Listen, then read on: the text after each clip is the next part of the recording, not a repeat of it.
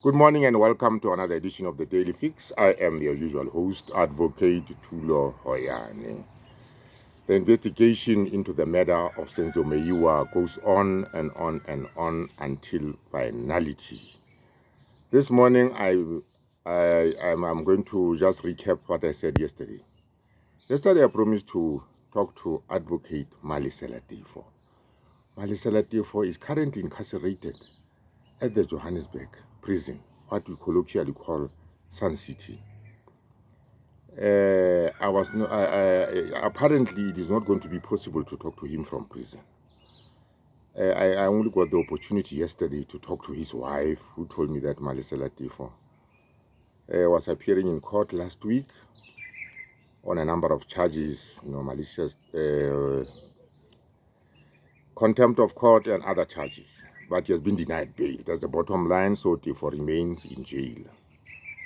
So it is not going to be very easy to contact him by way of telephone because prisoners are not allowed access to cell phones in prison. And it is not easy for me to call him on a prison landline to talk to him. But I am making frantic efforts. I will get there. I'll talk to Tifo and Tifo will tell us what has been told to him or what he knows about the Senzo Meyiwa investigation. Now, let me get into the business of the day. The business of the day centers around former Constable Tapadima. Tapadima has made another explosive, disclosure to me. What is this disclosure? The disclosure is that the first responders, the first people to get on the scene, the first policemen to get on the scene, completely contaminated the scene. What is to contaminate the scene? To contaminate the scene is to tamper with the scene, such that you frustrate or make it impossible for whoever is going to do a genuine investigation, to get to the bottom of what happened. They interfered with the scene and made sure that they throw everybody off the trail. He mentions people like General Sibia. General Sibia has considered himself that he was on the scene.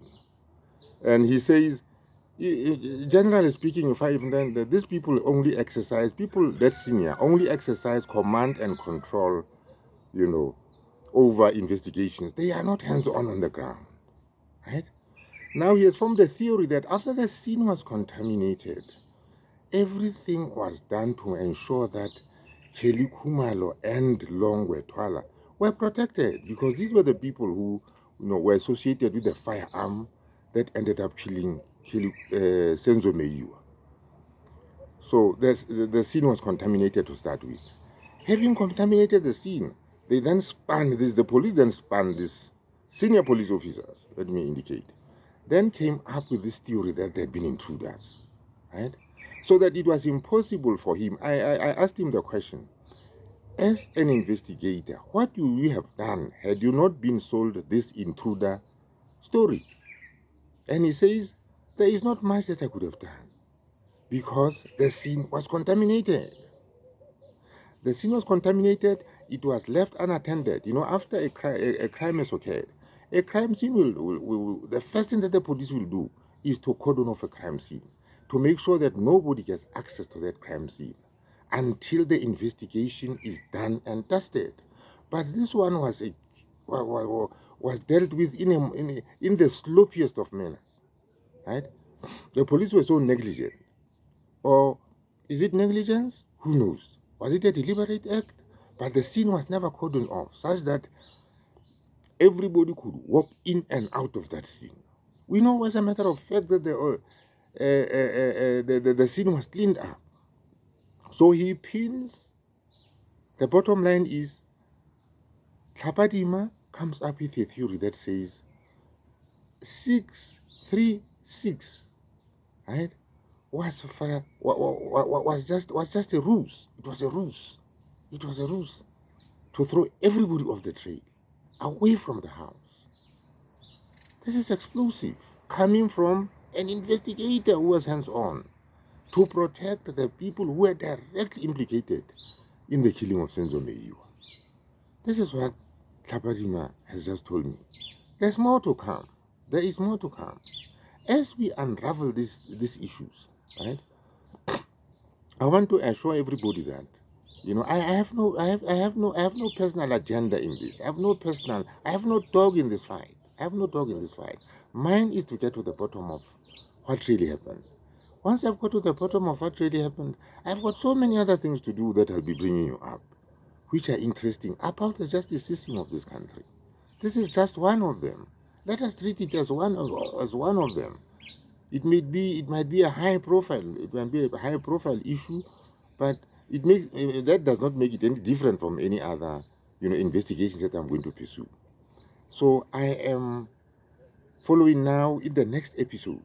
We are unraveling now, getting to the bottom of what really happened and how a junior police officer who was hands-on in the investigation says in no uncertain terms that this investigation was just not done right. That is why we're not getting any justice for Senzo Meyiwa. This is why he's saying the people in that dock ought not to be there. There you have it. Need I say more? From an investigator, right? Telling me directly this is the theory that he has come up with. Thank you for watching my videos. This is a noble cause. Please support this noble cause. It is only through your support that this channel can succeed.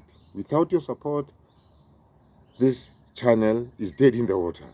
It's dead in the water. The channel are the people behind it. Thank you very much, and kindly and please subscribe and have a nice day.